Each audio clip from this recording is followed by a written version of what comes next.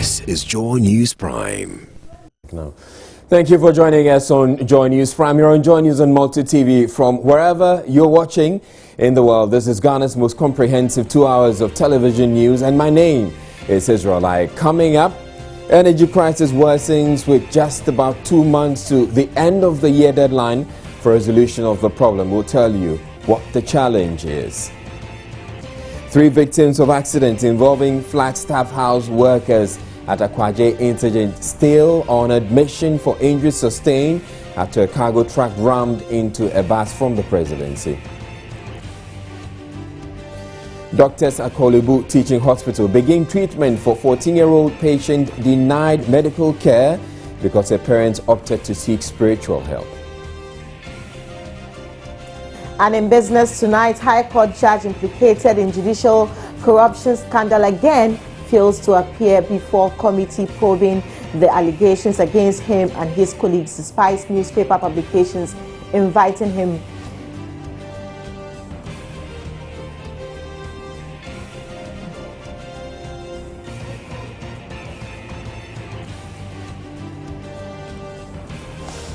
All right, but actually coming up in business, government in first 7 months of this year spending more revenue than it mobilized. And Etonamse will be here with all the business news details.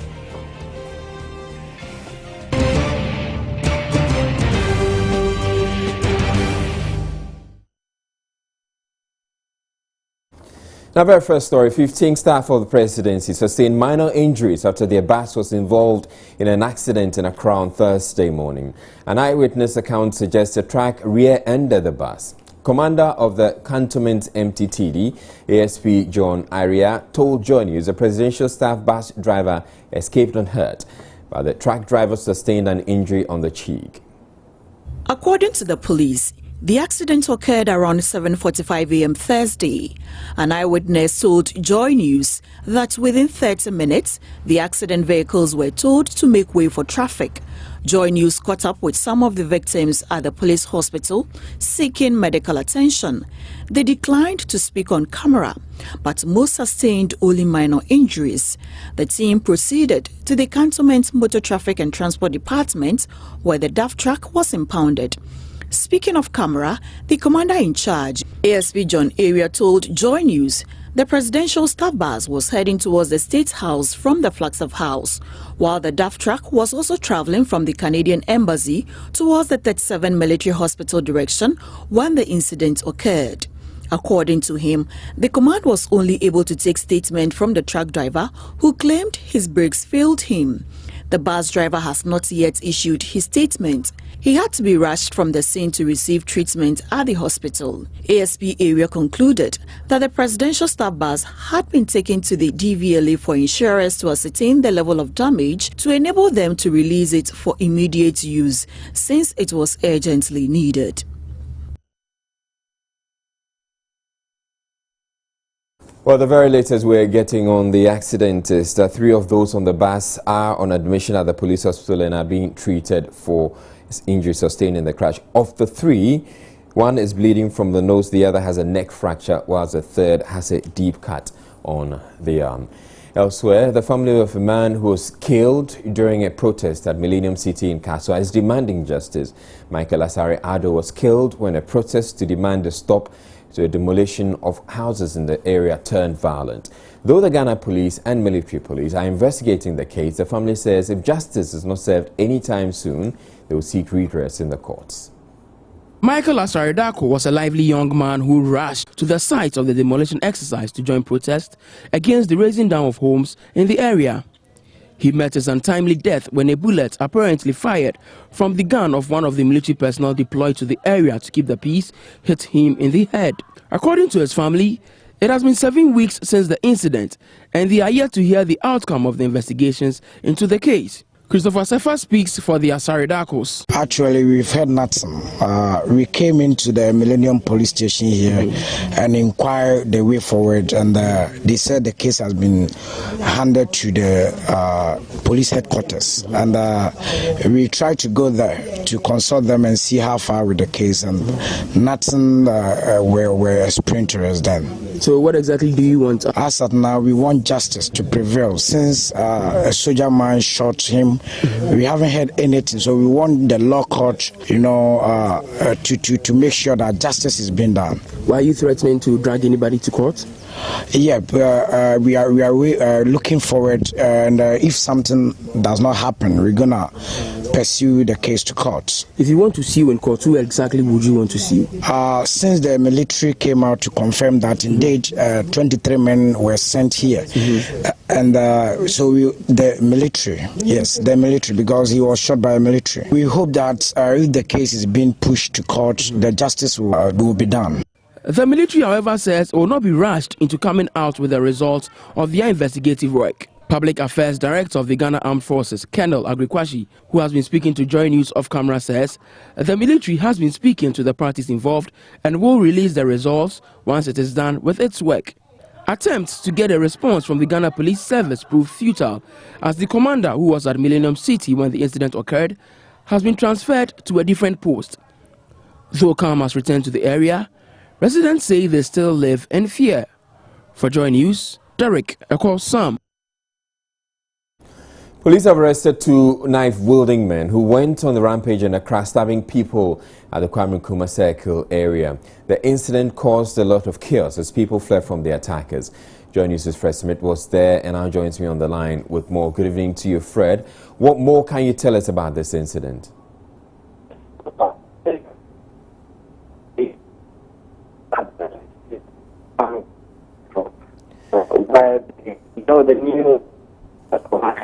We're obviously having challenges with the phone line to Fred.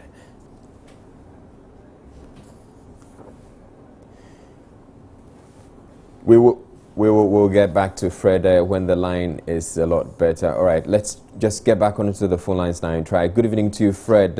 What can you tell us? What more can you tell us about this incident? Well, Israel, at the Kwame Nkrumah Circle just about 2 hours ago, it was very chaotic.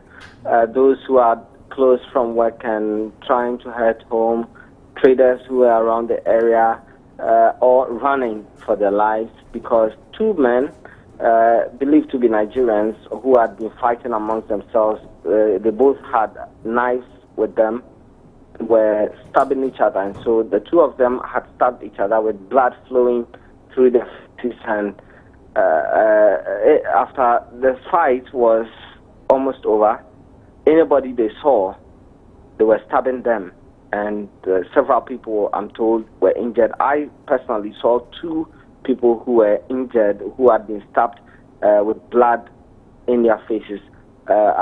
Police arrested two people. I don't know if these are the men who were fighting, but the 2 of them were arrested, and I saw the van carrying injured people, and those who were involved, I was told, towards the Achimota area from the Kwame Nkrumah Circle, and so I assume that they were heading towards the Tesano police station. All right, thank you very much, Fred Smith, joining us from the Kwame Nkrumah Circle, where we're told there was some chaos there earlier this evening. In other news, High Court Judge Justice John Ajed Nassam failed for the 3rd time on Thursday to appear before the Judicial Committee probing bribery allegations against him and 6 others. Justice Nassam is one of 7 High Court judges who have been suspended following an expose by investigative journalist Anas Aramea Anas. Kwachi Afrea Nyama has more. After several unsuccessful attempts by the committee to invite Justice Ajed Nassam, an announcement was placed in the Daily Graphic indicating he had a 10 a.m. deadline on Thursday to appear before it. However, by the time that deadline elapsed, the suspended High Court judge had not showed up. From now to December 11, the committee has allocated 5 working days each to the other 6 suspended judges to have their day. They'll have the opportunity to appear before the 5-member committee with their lawyers, call witnesses, and cross-examine Anas Aremeyao Anas. Meanwhile, the committee probing the implicated judicial staff also sat on Thursday. For Joy News, Kwache Afreniama. You're watching Joy News Prime. We're taking a break. We'll be back with more stories. Please don't go away.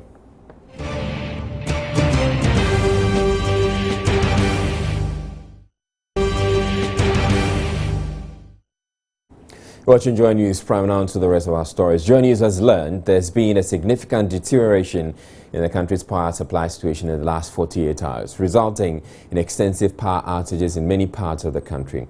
It comes just about when Ghanaians were beginning to enjoy an easing of the energy crisis ahead of the much-anticipated end-of-year deadline for a complete resolution of the problem.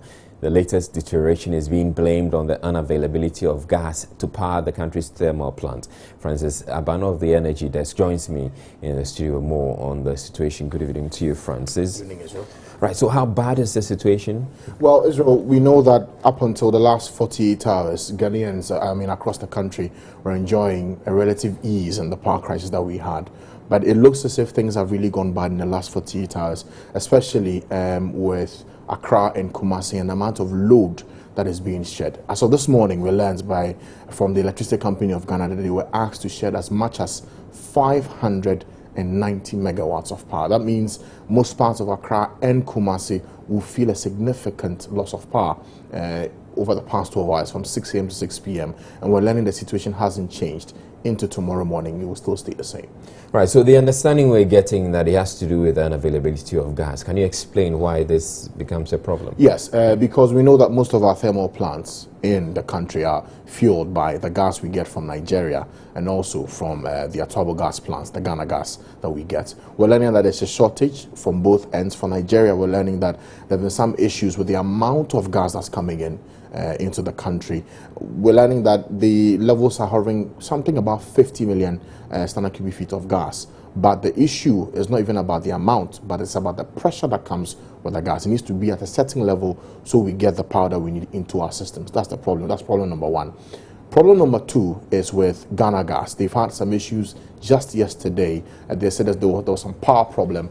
That there was a trip at the last stage of the gas delivery to VRA at the plants at Abuazi, and that has caused a big problem. They were able to rectify it yesterday. This morning, they learned from the VRA that they also had issues with their machines in Takrady, and they're trying to fix it. By the end of today, they reckon that problem would have been fixed, and that's why we are feeling the pinch right now. Now, so the problem with the gas coming in from Nigeria has nothing to do with our debts to them?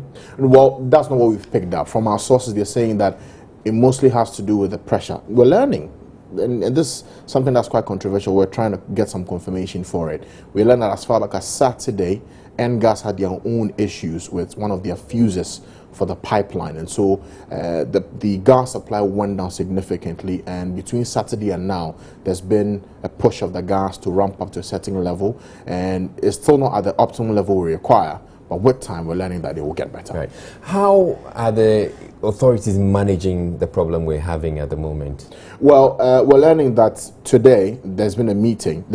Really, as we speak, there's a meeting underway at the Power Ministry. All the stakeholders, VRA, Gridco, the independent power producers are all in this meeting. They started at about 4 p.m. this afternoon, and the meeting is still underway. We're learning it will travel into the night because there's some issues to do with how the load will be managed in this crisis. So, we're learning that in Takrady, the same things will ease by today or tomorrow morning, and so there's a bit of juggling that's being done. The Power Ministry wants the load that's being shared to be reduced significantly so Ghanaians don't feel the pinch. But again, the producers say that if we push things too far, it may affect equipment, it may affect how we even supply power in the next months or even years in the country. So that's what they're discussing right now in the meeting. It's closed door. We're trying to get as much information as we can to update our listeners and viewers. Right. Thank you very much, Francis Aban. And Francis Aban is with our Energy Desk, and as he said, we would be keeping tabs on the meeting which is underway at the Power Ministry, and when we have information, we're going to share that with you. But in other news, the Christian Council of Ghana is raising red flags over the unending debate on whether or not Ghana needs a new voters register. General Secretary Reverend Dr. Puni Frimpong tells Joy News the entrenched positions of the NDC and MPP over the matter and accompanying media excitement is overshadowing other necessary electoral reforms recommended by the Supreme Court after the 2012 election petition. He spoke exclusively to Joy News. The Supreme Court ruling after the 2012 election called for electoral reforms. A credible voter register is a key component of electoral reform, and therefore we must work on that. But we feel that we are treading on a very dangerous path. The impression we are creating, especially the two main political parties, seem to suggest that solve the voter register challenge and we have finished with electoral reform. And this is where the Christian Council of Ghana want to plead with the Electoral Commission and the political parties, and finally all stakeholders, that we need to answer many more questions as we work towards electoral reform. Issue of logistics. Sometimes you find these biometric machines, at least from the 2012 election, that will not work. People will queue a long hours before they get their turn to vote. And you ask yourself, why? Moreover, we know that there are some legal frameworks that by now we must be talking about. For instance, will the Electoral Commission create new constituency? If yes, when? Will the president create new district? If yes, when? And should even constituencies be created during election year? We are not talking about this. In Kenya, they have laws that regulate electoral fraud. Specifically, that if you snatch a ballot box, if you do this, these are the punishment. In this country at the moment, we don't have laws that regulate electoral fraud in our law books. Kenya has done it. We don't have it. But nobody is seriously talking about that. The issue about electoral education and awareness. A country will go to election and sometimes more than 2% of the ballot papers will go waste. And it's not that just an isolated case. For a long period, anytime we have election, you record sometimes more than 2% of total vote cast just being wasted. And now nobody is addressing that issue. And many more.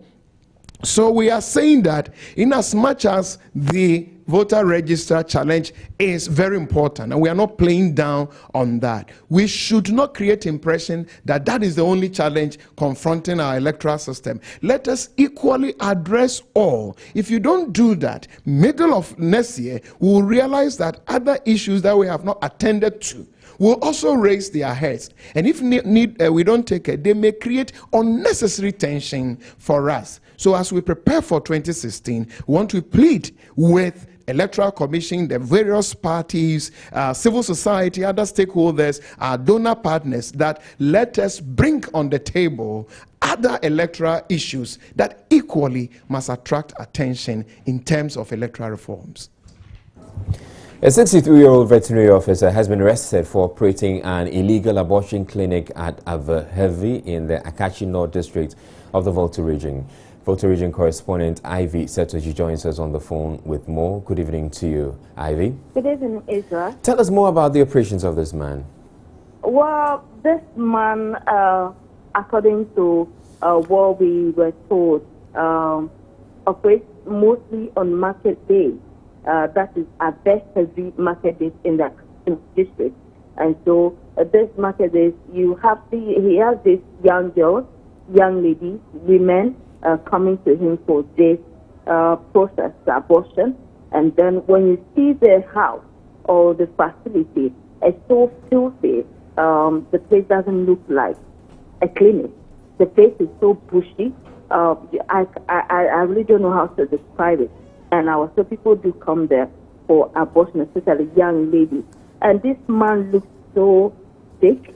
Well, when I visited the area yesterday, he looked sick, and he told me that he was not feeling too well. But he denied doing that. And what he also said that made me worry or not to believe him was when I asked him, how long have you been operating this clinic and aborting pregnancy? He told me, how much can these people pay?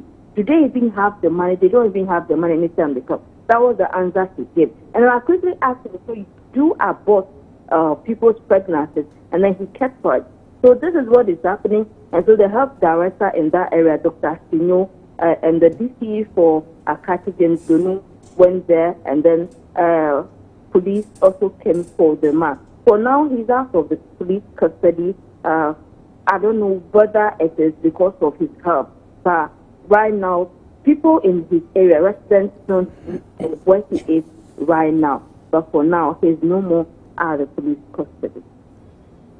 All right, thank you very much, Ivy Setoji, joining us from the Volta region. For many people, respraying their leaky gas cylinder bottles is a way to save money, but that may not be so smart after all. Production manager of the Ghana Cylinder Manufacturing Company, Ezekiel Mensah, attributes some domestic gas explosions to improper handling of LPG containers.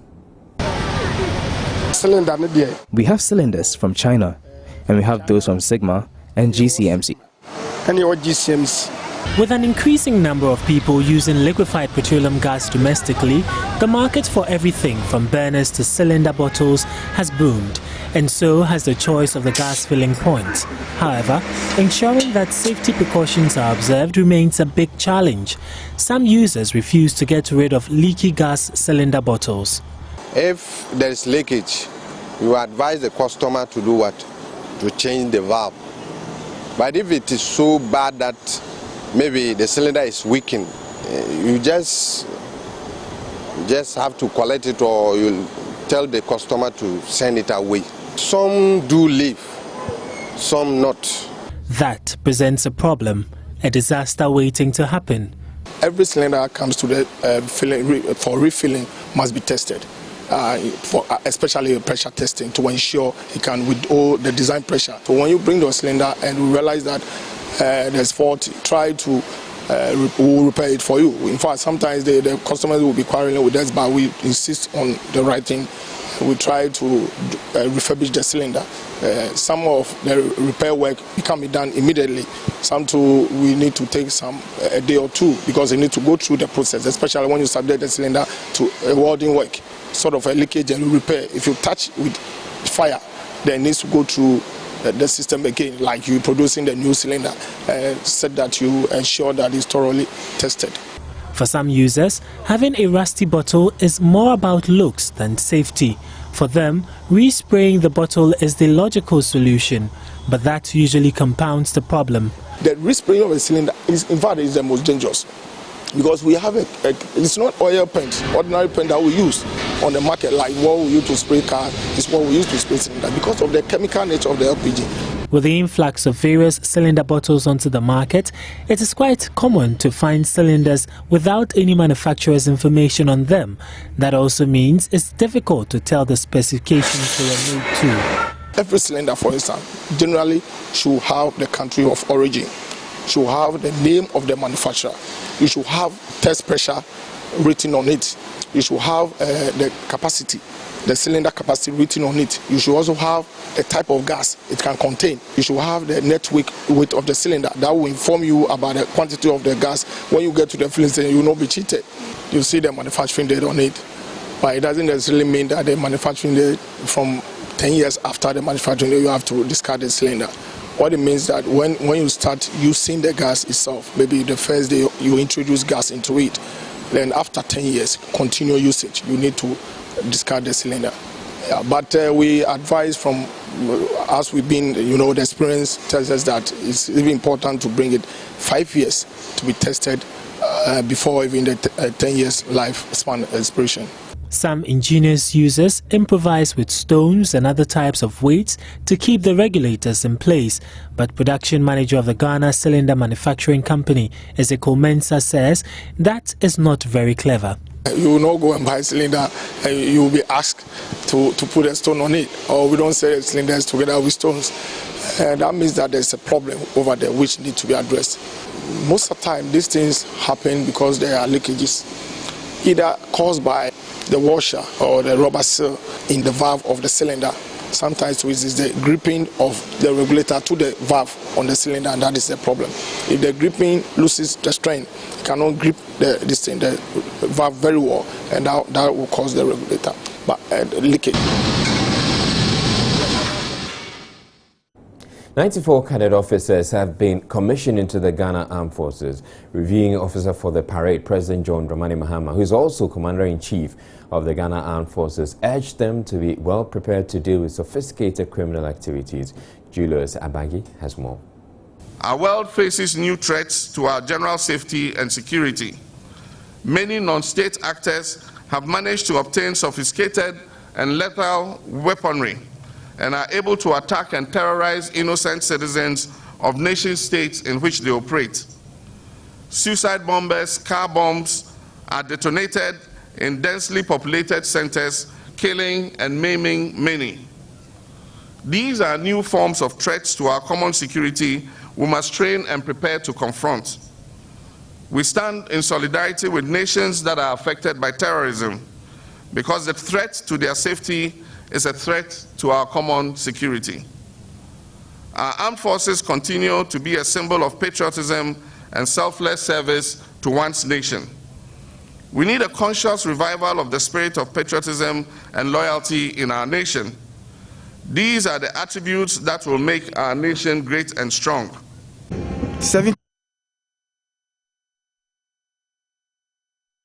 Watching Joy News Prime, we're taking a break, but when we still to come in the bulletin, doctors at the Kolebu Teaching Hospital have started treating a 14-year-old cancer patient who has been denied medical attention because her guardians opted to seek spiritual help. But next up, after the break, we'll bring you business news. All right, it's time now for business, and Etonam says, yeah, good evening to you, Etonam. Good evening, Israel. Right, so you're going to be telling us about how government spends more than they are budgeted to, yeah, so more than the revenue they collected. Details for the coming period. up, Israel. All right. All right. Now, government ended the first 7 months of this year spending more than the revenue it mobilized. Latest figures covering its revenue and expenditure patterns shows that it missed out on its spending target. The Flow reports us more. According to the figures, government ended the first 7 months of this year spending about 1 billion Ghana cedis more than the 23.7 billion Ghana cedis projected. This was largely influenced by some overruns in capital expenditure. For instance, in the month of August, government spent 4.2 billion Ghana cedis as against a target of 2.9 billion Ghana cedis. The figures, however, show that government managed to keep within its expenditure limits in most of the areas, with the exception of capital expenditure. Government is hoping to end the year with an expenditure target of 37 billion Ghana cedis, according to its revised budget. However, with the latest fiscal numbers, which show that it spent 25 billion Ghana cedis as at August this year, it is not clear whether government would end this year with another higher deficit. On the revenue side, there was a lot to smile about, though, as government ended the month of August getting a little over 1 billion Ghana cedis more than the 19 billion Ghana cedis target. Former President of Ghana, John Kufuor, is asking farmers to see farming as a business and move away from the usual subsistence farming. The former president with his foundation is partnering the Competitive African Rice Initiative program to aid local rice farmers produce more to help meet the demand in the rice in the country. Rice consumption in Ghana is estimated at 770,000 metric tons per year. Local rice is regarded as inferior to imports, with urban consumers willing to pay 113% premium for imported rice. Locally produced rice has therefore lost its market share to imported rice, putting downward pressure on smallholder rice producer incomes whose rice yields are quite low at 1 to 1.5 metric tons per hectare. The steering committee of the CARI program is therefore meeting to deliberate on ways to support these smallholder farmers to produce more. The John Kufuor Foundation, together with GIZ, Bill and Melinda Gates Foundation, among others, are supporting the CARI program. The partnership has been going for the past, about 2-3 years? And our target is that by 2017, about 120,000 small farmers would have been supported to more or less operate to their maximum. In each of the countries or in all the countries? Initially in all the countries together. In all the countries. Ghana, for instance, is targeting that within the space of 4 years or so, about 28,000 farmers would have benefited by CARI's the vision and support. Former President John Agyekum Kufuor also maintains the move will ensure Ghanaians crave more for local rice. The fact that the rice has been produced in Ghana wouldn't make the Ghanaian buy the Ghana rice if it's not to his or her taste. So what CARI tries to do in getting our farmers to meet the competitiveness and in terms of quality of the produce and of course products once processed, packaging and all that. The people in the value chain would come by these best practices through extension advice, the technical advice. It's scientific. We do not see business in farming, and it's part of CARI's objective to implant or to imbue our farmers with the business sense. They should know you go into farming as business, not just as hand-to-mouth something. Apart from Ghana, the CARI program is being implemented in Tanzania, Burkina Faso and Nigeria, whose rice producers earn incomes below $2 a day. The Obuasi mine will be given the needed attention and support despite declining prices of gold on the world markets. That's assurance coming from the group chairman of Anglo Gold Ashanti, Sifo Pitana. The declining prices of gold has resulted in mining firms around lay off some workers, shut down mines to help still stay in business. Mr. Pitana explains this further. Indeed, Ghana is an established gold mining economy. And I would dare say that there is a future for Obuasi. If we didn't think so, we wouldn't have put over $1 billion that we have in the past period of 10 years that we've been associated with the mine. Indeed, we have been engaged with government, and you will have heard recently that we have found a partner who has done a lot of work with us in different parts of the continent, of the African continent, understands how to operate in our environment, because we believe that the mine requires two strong partners working together with local partners to ensure that that mine is turned. It's got a great potential, otherwise would have closed the mine and thrown the keys out and left for other opportunities. The reason why we're still around and sticking around is because we think that there's a great prospect there. And there's assurance to those communities who still don't know about their future going forward?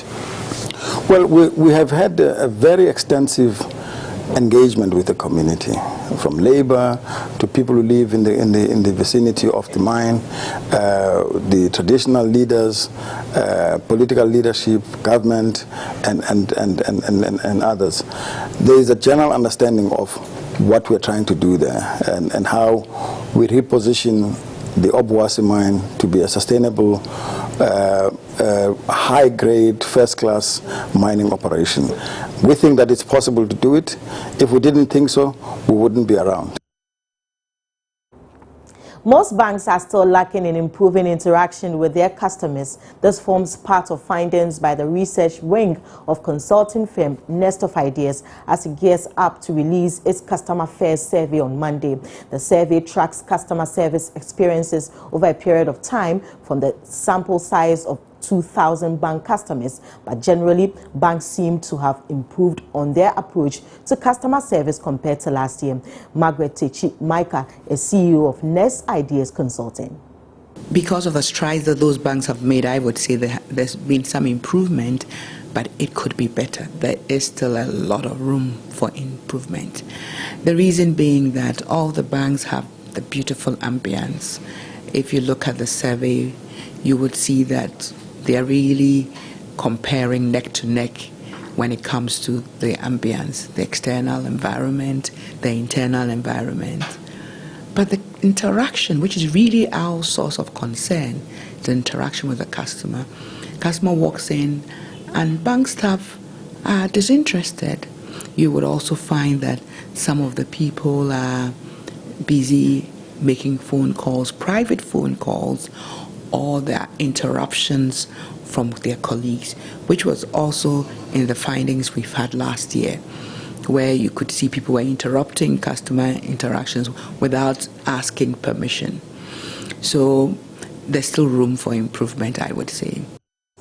The earthenware dish, locally referred to as asanka or apotoyowa in Akan, has for many years been popular among Ghanaians. Apart from being a utensil for grinding vegetables, the asanka is also a preferred bowl from which many Ghanaians love to enjoy their fufu. However, in the Brong-Ahafo region, demand for the product is said to be going down. Kuku Aban was in the region recently and has come through with this report. Because you see, users of the earthenware bowl given reasons why they prefer the good old asanka to the contemporary glass and plastic bowls. I really like eating from the earthenware bowl because that's what I've known all my life. We've also been asked to patronize made in Ghana goods so that the manufacturers can also make some money.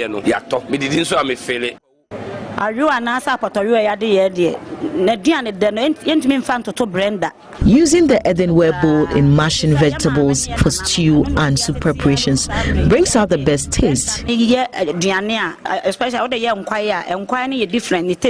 blender for me doesn't give that quality taste.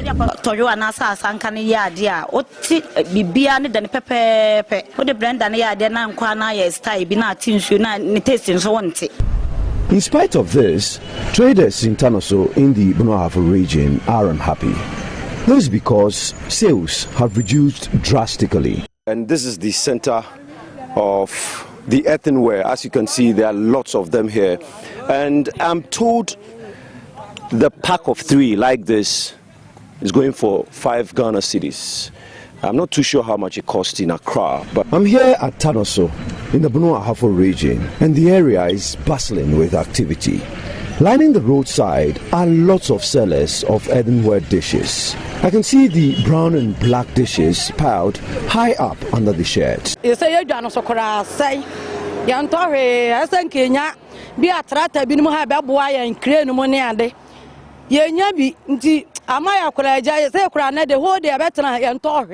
Business is very bad. Sales are so bad lately. I've been here the whole day, yet have sold nothing. I was making a profit of about 400 cedis daily, but lately it's difficult to even make 100 cedis. 4 million. The traders blame the poor sales on the high wholesale prices of bowls. A pack of 3, which used to sell at 2 cedis, is now going for 5 cedis, they tell me. A development the porters blame on the scarcity of the clay used in manufacturing the bowls.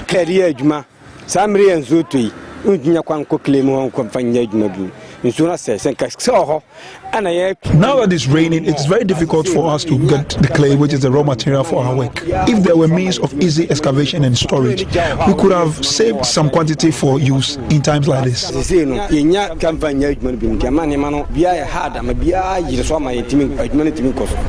Well, porters and traders of earthenware bowls in Tanoso, in the Barima region, are obviously challenged. Their product is the preferred choice, but buyers are not forthcoming. My name is Eton. I'm saying that's how we wrap up with business.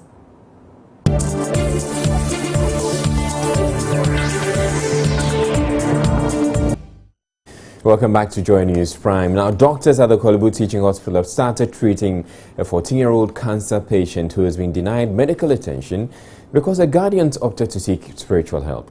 Vada Daban was diagnosed with bone cancer last year, but her parents took her out of the hospital after doctors suggested the amputation of the leg. Doctors had warned earlier that Vida could lose her life if her right leg was not amputated immediately. But her guardians, who say they do not have funds to treat her, took her away from the hospital where she was receiving treatment on the instructions of a pastor. The lack of funds is not the only reason the 14-year-old's parents have removed her from the hospital. They believe Vida's problem is spiritual, but the family appears to have had a change of mind, deciding to take her back to the hospital on Wednesday. Because of we came here 3 days today, but what they told me, that's why yesterday we brought it. Since 3 days we came here, one of the man they call captain, is he giving the money that we bring the daughter to the hospital. The x-ray that we brought it and then all the distance. So I'm trying to tell him that it's not a physical issue, it's a spiritual issue. So we try. So after that, he writes everything. He told me that they will treat my daughter. After that, they will cut his leg. So after that, I called the man. I've told the man that this is what the doctor is saying. So he told me that my daughter, the small girl is my daughter. So it's my father. She's my daughter. So I should do whatever I can do to save my daughter's life. So he will help me, whatever he can help me. Then we save my daughter. So after he said that to me, too, I don't have anything on me that time. Before we come here, he left just small, like my daughter would die. Vida is currently undergoing some tests at the Kolebu Teaching Hospital. The doctors say the cancer has spread beyond her bone and has affected her soft tissues. Vida urgently needs to undergo some further tests on Monday. The result will be determined whether to perform a radical surgery, which is the amputation of the right leg. Students of the Accra Polytechnic have been staging mini rallies on campus to protest against the disconnection of electric power to the school. They are demanding the immediate restoration of electricity. Joy News' Jerica Kosam is there and joins us now on the line. Good evening.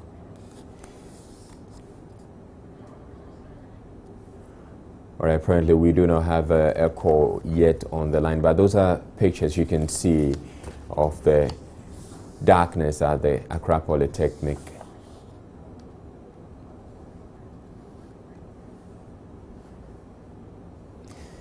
He calls himself a living covenant and lives on the streets in a ramshackle tent around the Nima roundabout in Accra.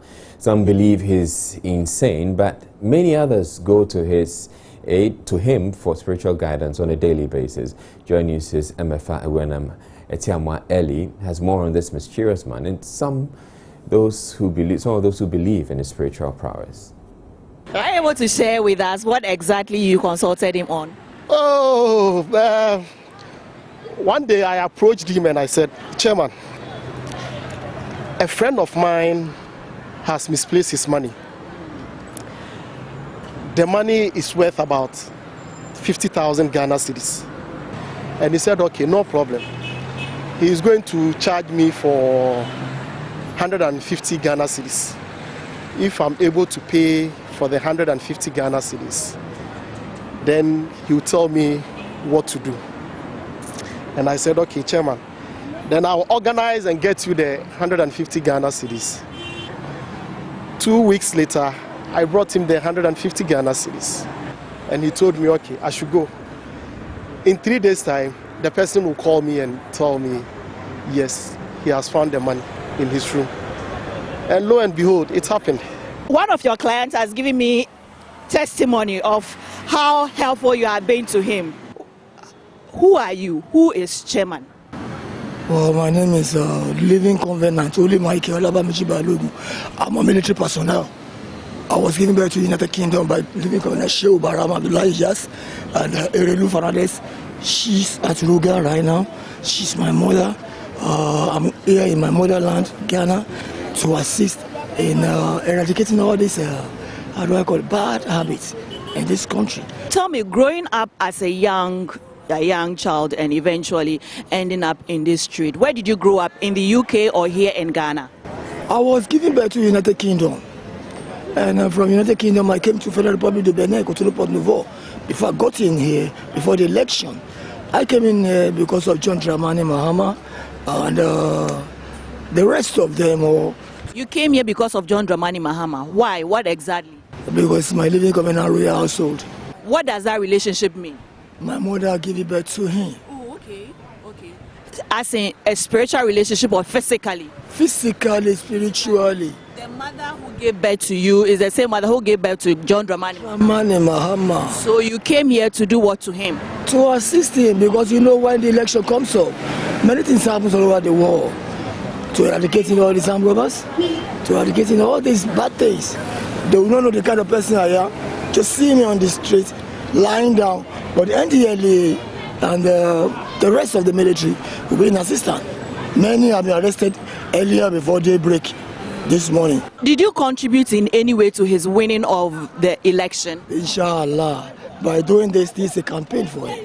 What exactly did you do to help him achieve his dream? I said earlier before I left the United Kingdom that I'm coming to my motherland, that I've attained glory. I'm Michael Lion, Louis Armstrong. This country, Ghana, as my father, Shehu Barama, normally say, Ghana, your beloved country, is free forever. My father. How would I describe the profession you are practicing now? What's the name of what you are practicing now? I'm a living covenant spiritualist. Living covenant spiritualist. I see. And when did you start doing this? I was giving birth to. That is the meaning of living covenant. You were giving birth to. So you started practicing right after birth? From the womb. From the womb? Yeah. What kind of help, apart from the President John Dramani Mahama you have mentioned, what kind of help do you give to people? Well, many people have come around here, many pregnant women, even those that don't have pregnancy, since I came to Ghana, asking me, how do they do this? Go and buy this, go and take this, do this. This is what you're not supposed to do this and come back. When you reach night around 12 to 1 day, when you pass here, you will see that 4x4 cars, sometimes they queue over here. They go one by one and they consult him. And I don't know the actual rituals that they perform over here. But this is not the first time this thing have broke like this. This thing, when you come later, you see that the boys will come and organize themselves and rebuild this tent for him again. So, but I'm surprised that this man is here and the AMA or the authorities are not doing anything about it. And before we see it turn to a different thing. So if they can do anything about it, let him leave this area and move it to another place. It will be better. Well, if you're confused, I'm also very confused. We're taking a break. When we come back, we'll bring you international news. Joy News Prime has Joy News Interactive coming up in the second hour, and Aisha is here to tell us what's coming up. Trust me, it's the most authoritative segment on Joy News. You don't want to miss that. You don't want to miss it. Sure. So would you use the apparent misappropriation of public funds as an excuse to not to pay your tax? No. You have to pay so that the government gets income to develop the nation. You can't say the government is misusing the money. So you being the taxpayer, you pay. And now there have been too many presidential accidents occurring lately. We'll be checking what you have been saying about another which occurred this morning. And come to think of it, do you happen to know where implicated Judge Justice Ajat Nassam is? I'm talking about the one who was singing happy birthday to his prophet, TB Joshua. Well, he didn't show up for the third time before the committee probing bribery allegations against him and 6 others. My name is Aisha Barima, and I'll be with you in about 30 minutes for the interactive segment sponsored by Airtel. And let me guess what, I'm sure people are going to say that he's with Prophet TB Joshua. Probably. I think the same too. All right. You stay tuned to the second hour of Joy News Prime. We'll bring you the interactive segment. But also coming up, we have entertainment and sports. Please don't go away. We'll be back in a bit.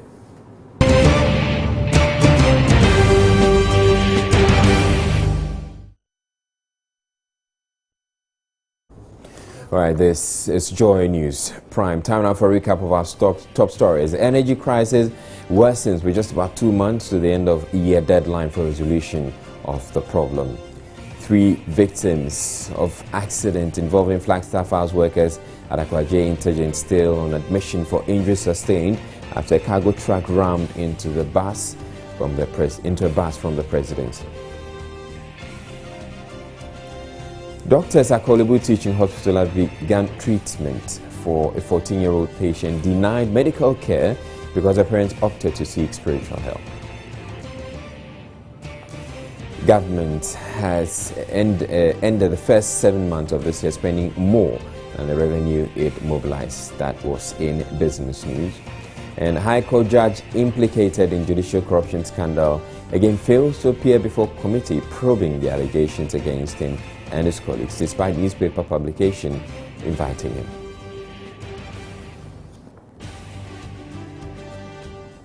Right, students of the Accra Polytechnic have been staging mini rallies on campus to protest against the disconnection of electric power to the school. They are demanding the immediate restoration of power to the school. Joy News' Derek Echo Sam is there and joins us on the line now.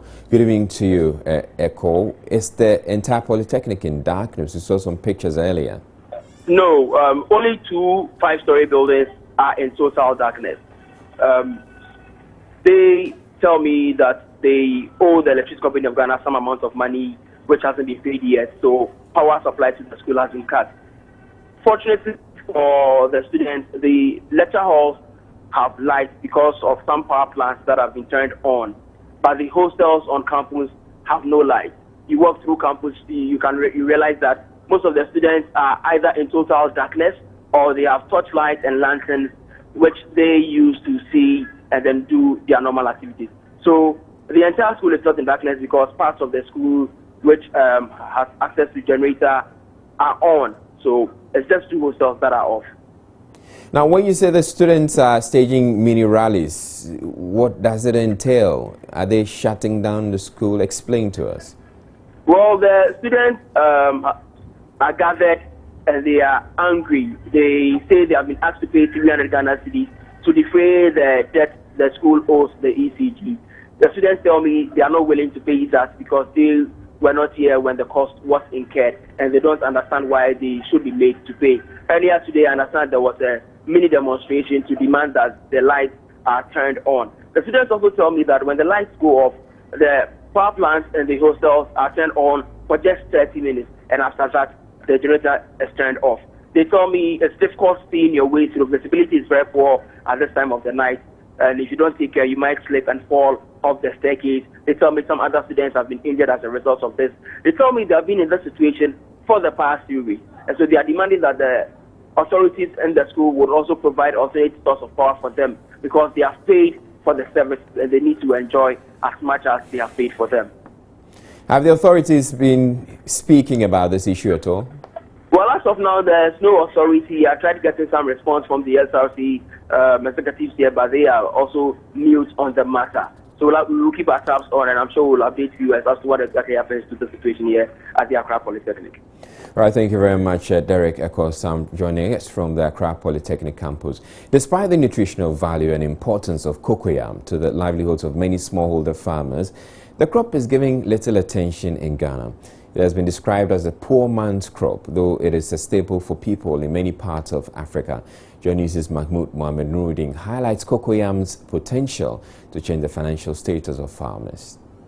Cocoyam is commonly grown by subsistence and small-scale farmers. It is often associated with low-income earners, and its cultivation is largely secondary, especially where it grows in the wild. The reality, however, is cocoyam serves as a means of livelihood and as a food security crop for farmers, especially in West Africa. Scientists indicate cocoyam has better nutritional elements than other root and tuber crops like cassava and yam. Probably unaware of these values, farmers pay little attention to investing in its cultivation of cocoyam on large scale. Emmanuel Ochre is one farmer who is making gains in cocoyam cultivation. The Crop Research Institute of the Council for Scientific and Industrial Research has released 3 main varieties of cocoyam of high yield. Cocoyam, it's very important crop. It's a food security crop. In Ghana, where now we experience climate variations, crops that are able to withstand the climate variations. Currently, rainfall patterns have changed. Soil also is declining. And so we need crops that are able to withstand the climate variations and soil nutrient decline. And cocoyam serves best as a commodity crop that can be able to withstand these weather changes and then soil nutrient variations. They are harvested at most 10 months after planting, with a yielding capacity of 2 to 3 times higher than the farmer variety. A report by Mahmoud Mohamed Nuruddin. Back to our story on the military commission. And 94 cadet officers have been commissioned into the Ghana Armed Forces. Reviewing officer for the parade, President John Mahama, who is also Commander-in-Chief of the Ghana Armed Forces, urged them to be well prepared to deal with sophisticated criminal activities. Julius Abagesmo. 75 officer cadets were taken through the regular career course 55, out of which 41 were commissioned into the Army. 18 joined the Navy, while 16 went into the Air Force. 19 officer cadets also took part in the Short Commission and Special Duties Course 53. President John Dramani Mahama charged the newly commissioned officers to uphold professionalism and moral integrity. Let me therefore remind you, graduating officer cadets, that you are gaining entry into a force with a proud tradition of service. You must therefore not just behave with the highest professional efficiency, but you must also display a high sense of moral integrity. Resources and accommodation are few of the problems many security agencies grapple with. President Mahama said, although a retooling exercise undertaken by government recently has made the armed forces better off, further efforts are being made to improve upon accommodation for the officers. The purchase of Diamond surveillance and trainer aircrafts have since then improved the capacity of our Air Force not only to train its pilots, but also to maintain surveillance of our borders. The CASA 295 transport aircrafts have taken over from the overaged fleet of F-27 transport planes. 4 new MH-17I helicopters have improved the capacity of our Air Force both in their peacekeeping role abroad and their domestic airlift capability. The recent acquisition of 4 Z9 helicopters have also added to the helicopter squadron. The Army also received vehicles and logistics of different kinds. The Navy had its dry dock refitted and has been supplied with 7 additional vessels of different classes. Senior Under Officer Rodney Odwe emerged the best officer cadet, taking home the Sword of Honor.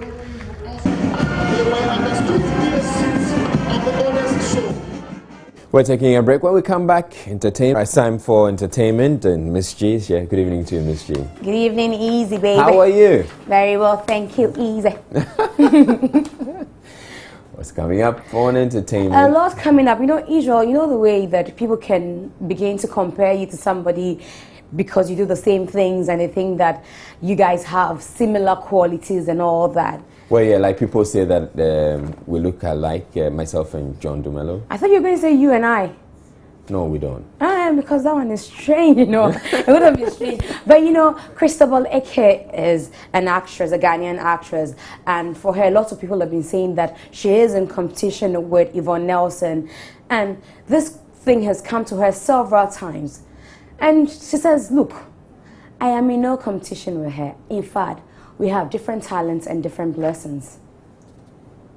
I'm not set out to compete with anybody because our blessings are different. I mean, I operate on blessings and favor, so I can't put myself in competition with anybody.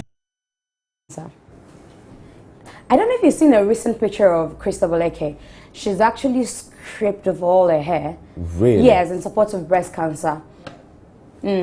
Oh, I haven't seen she her has in a while, done that. actually. I should have brought you a very recent picture of Christabel Eke. You know, but let's talk about Samini and Shatawale's the song. You know, I've told you that Samini This actually feud, had, yes, on Saturday Gainers. you know, he did a song, and he said the song was leaked. I don't know what he was thinking, and the song was actually meant for Shatawale. At least that's how we understand it.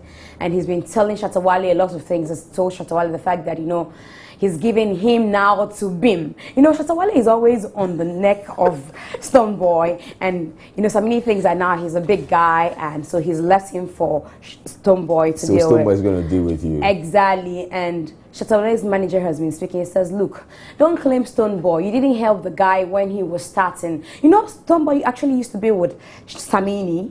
He used to be in Samini's camp. Okay, yeah. And, you know, they grew apart and all that. So Shatawale's manager says, no, don't claim the guy now. Is that Bulldog? Bulldog, of course, you know, the dog is backing already and says, don't claim him now that he's a big star and all that. Don't talk anything about him. But let's take a listen to the song that Samini actually put together for Shatawale. Yeah. Come like a joke, them a joke out the street, you know, you know. Them was a thing we forgot. Enough things, yeah.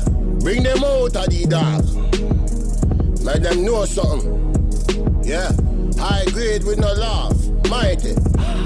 The peace train just got derailed. The peace pipe just went up in flames.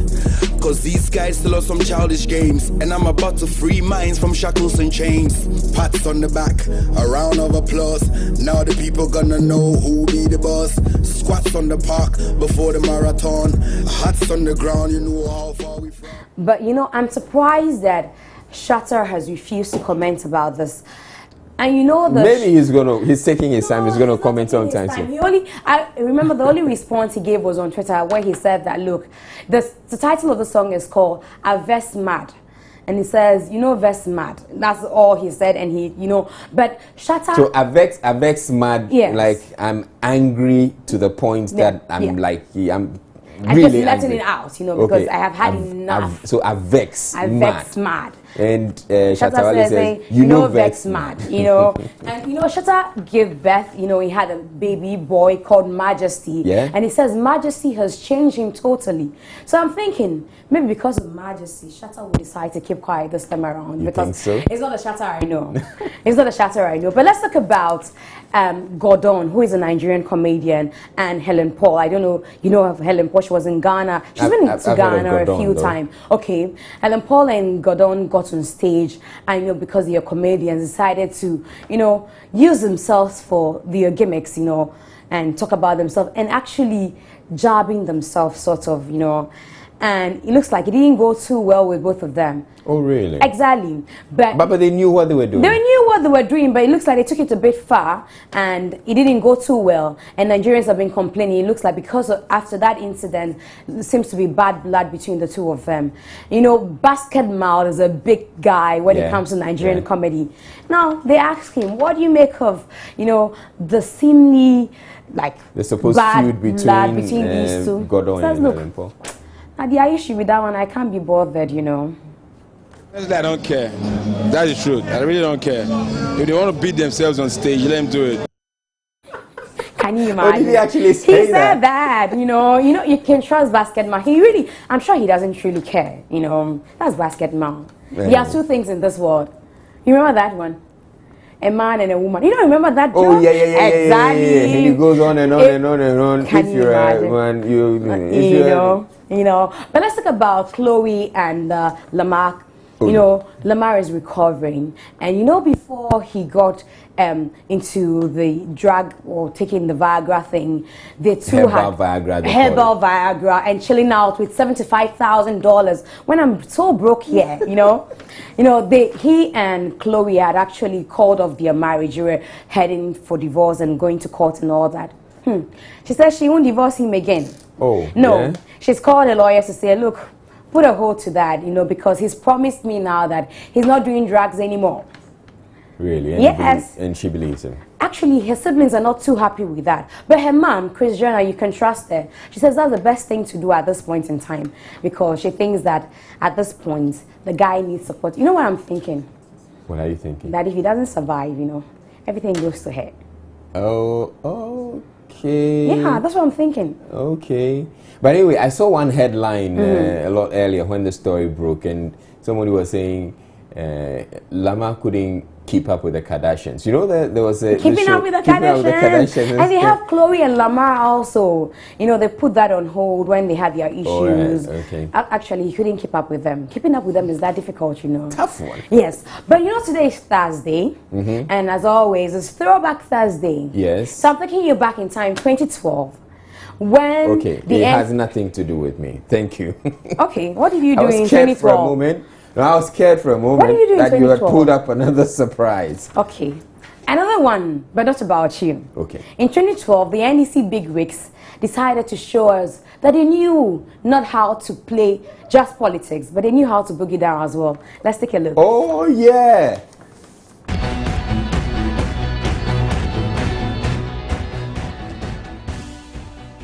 Kwame Jumajamang is here with sports. Good evening to you, Kwame. Good evening, Izzy. What's coming up?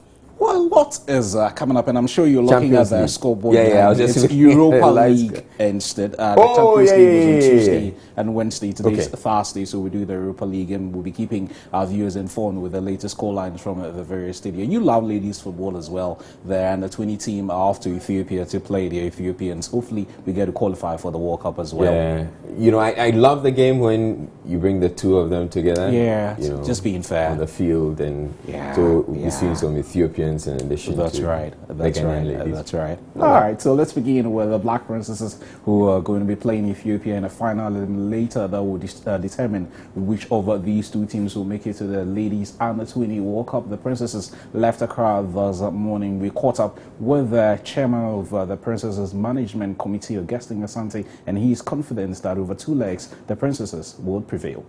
I think they are very much motivated. They are self-motivated. They want to qualify for the World Cup. And for that matter, whatever they are doing is geared towards the qualification. So I don't think there is nothing which will prevent them from qualifying. We are going to Ethiopia. We hope to get a very good result. And when we come back to Ghana, then we'll seal the deal. All that we are saying is we need your prayers. We just have to pray for the girls so that at the end of the day, we qualify for Ghana. And we understand the Black Princesses have touched base in Ethiopia as we speak, and hopefully we'll get a result over 2 legs to see us qualify for the Ladies Under 20 World Cup. Let's do some local football news now. Dreams FC president Ket Okreku is in the news. Well, he's not really done anything wrong. There's been a lot of talk concerning what this gentleman is up to after winning a seat on the FA Executive Committee in the elections held a couple of weeks ago. He has since denied that he's gunning for the FA top job, which is currently being occupied by lawyer Kwesi Nyantichi. We also do some player transfer news now. Small ball Koba, you remember we brought you a story on him a couple of weeks ago concerning he being transfer listed by Kumasi Asante Kotoko. We understand that small boy Koba has moved on to sign for Dreams FC. Dreams FC played in the local Division 1 last season and have made the transition now to play in the first Capital Plus Premier League. So we'll be wishing small boy Koba and the Dreams FC all the best as they sojourn on the route, and hopefully we'll be seeing a lot more of them in the first Capital Plus Premier League season for season 2015, season 2016. Now, this is one of the biggest, if not the biggest, club game in the world. And when they do line up, whether it's at the Estadio Camp Nou or whether they are playing at the Estadio Santiago Bernabeu, this is what happens. Feisty sometimes. We stay in Spain, but this time a story of concern to anyone who saw him play. He was a genius, he was a star, he was an extraordinary footballer. In the last 24 hours, the world has been notified that Football Club Barcelona, former manager, of course, former player, and the former great of the Dutch national team, Johan Cruyff, has been diagnosed of